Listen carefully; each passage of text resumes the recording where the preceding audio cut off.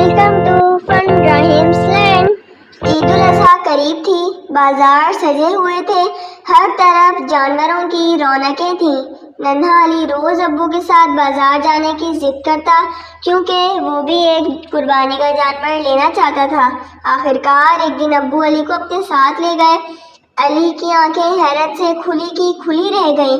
کہیں گائیں تھیں، کہیں بکرے، کہیں اونٹ اور کہیں دمبے تھے۔ تبھی علی کی نظر ایک پیارے سے بکرے پر پڑی جو علی کو بار بار دیکھ رہا تھا اور اس کی آنکھیں بہت پیاری تھیں۔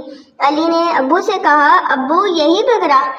ابو نے مسکرا کر جواب دیا، ٹھیک ہے بیٹا، اگر تمہیں پسند ہے تو لے لیتے ہیں، لیکن یاد رکھنا یہ قربانی کا جانور ہے، ہمیں اسے اللہ کی راہ میں قربان کرنا ہے۔ گھر آ کر علی نے اپنے بکرے کا نام بابو رکھا۔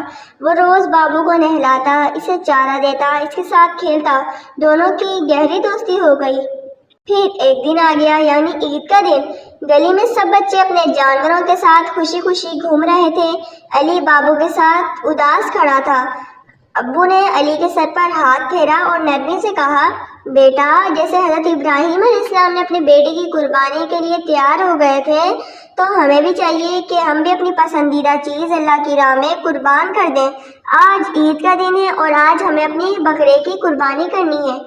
تو علی نے بابو کو گلے لگا لیا اور دھیرے سے بابو کو بولا، بابو تم میرے سب سے اچھے دوست ہو، لیکن میں تمہیں اللہ کی راہ میں قربان کر رہا ہوں۔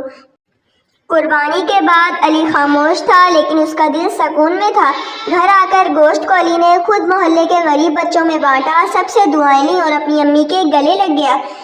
ہمارے چینل کو سبسکرائب کریں۔ Thanks for watching.